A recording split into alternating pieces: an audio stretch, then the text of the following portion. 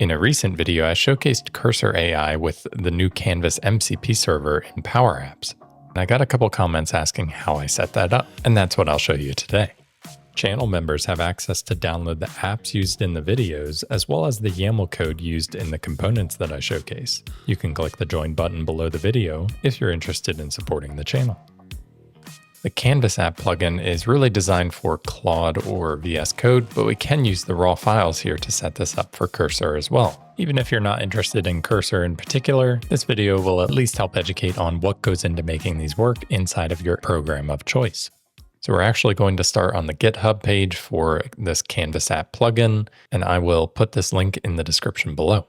Now, there are a couple key things that we need from this GitHub page, and that's mainly the agents folder, the references folder, and the skills folder, as well as this agents.md file. So agents.md basically tells Cursor what agents are available to it, what's the architecture of the plugin, what skills are available, and what tools are available through the MCP server.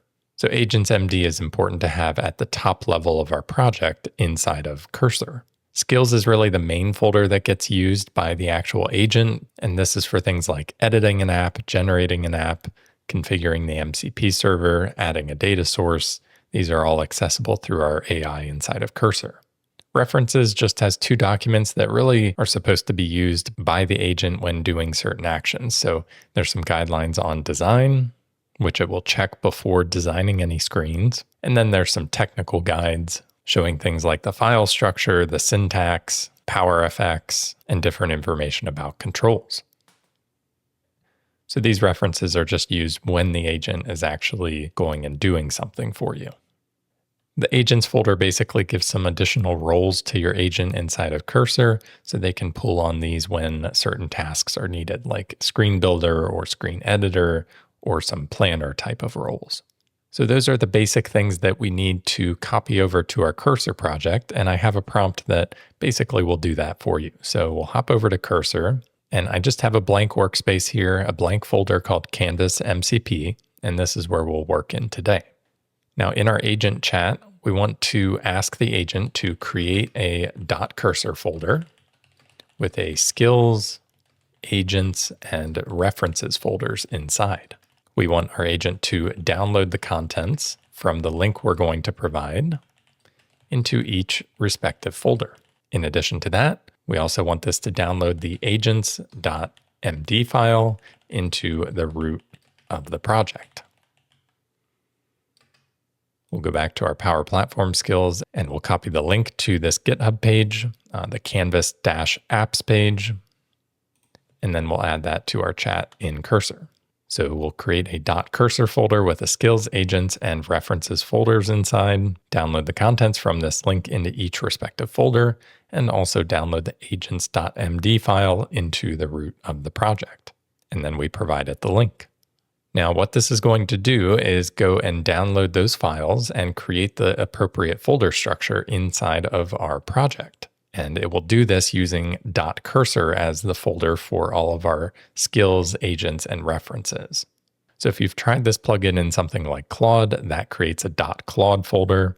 Something like VS Code creates a .VS Code folder. So inside of Cursor, we need a .cursor folder. So you can see it downloaded everything. We can see our .cursor folder with agents, references, and skills, and we can see those skills are available there. We also see our agents file with the specific guidance on the agents that we have downloaded. Now, after we do this, we can pretty much follow the setup instructions that you would follow in any of the other tools like Claude or VS Code. So the very first thing that you would typically do is configure Canvas MCP. So that actually sets up the MCP server directed to your Power App.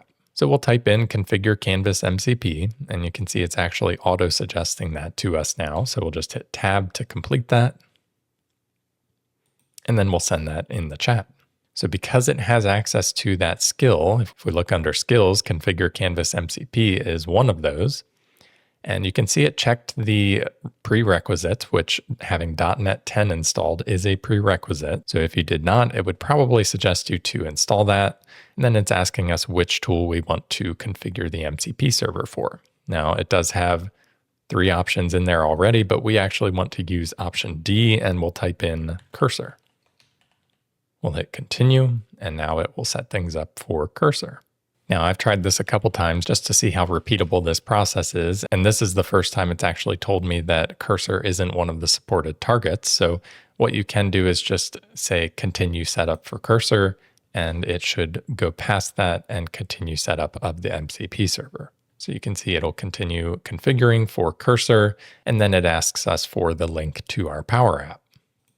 We'll go to our Power App and we will copy the link. Again, you need co-authoring enabled on your Power App for this to work, so make sure you do that.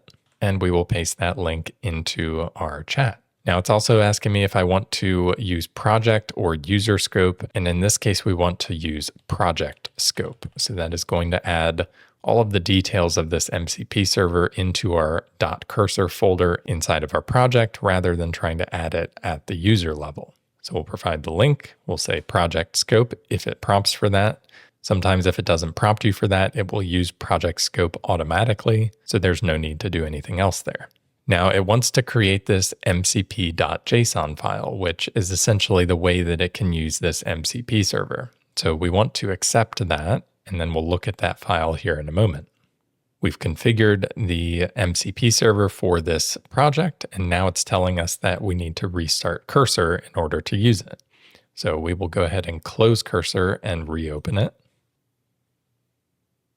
And then over in our project files, we have this new mcp.json. So if we look at that, it's basically got all the information that our agent needs to connect to the MCP server. It has our environment ID from the URL that we provided, as well as the Canvas app ID to the specific Canvas app that we're trying to edit. Just like we saw in the video last week, we can verify that everything worked by asking the agent to list available Canvas controls. So we will do that. We can see it's going to go out to that skill, and then it's going to launch a browser window to just verify and log into our account.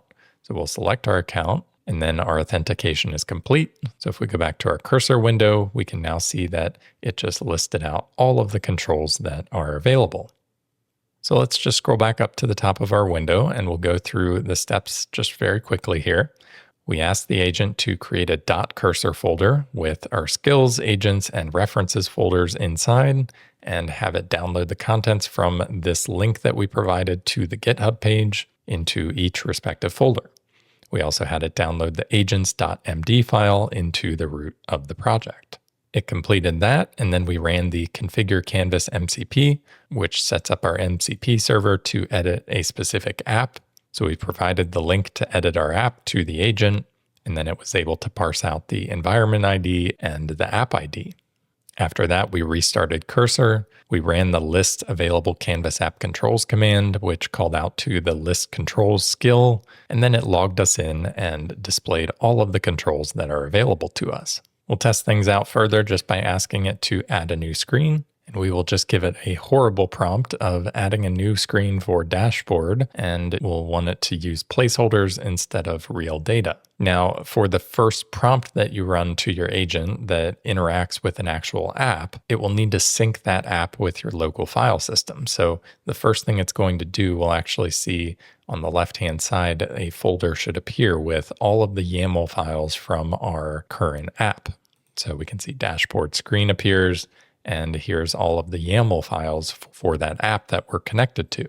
Not only is it adding a dashboard screen, but it also added a navigation button on our welcome screen. So it's both doing the adding part as well as the editing part.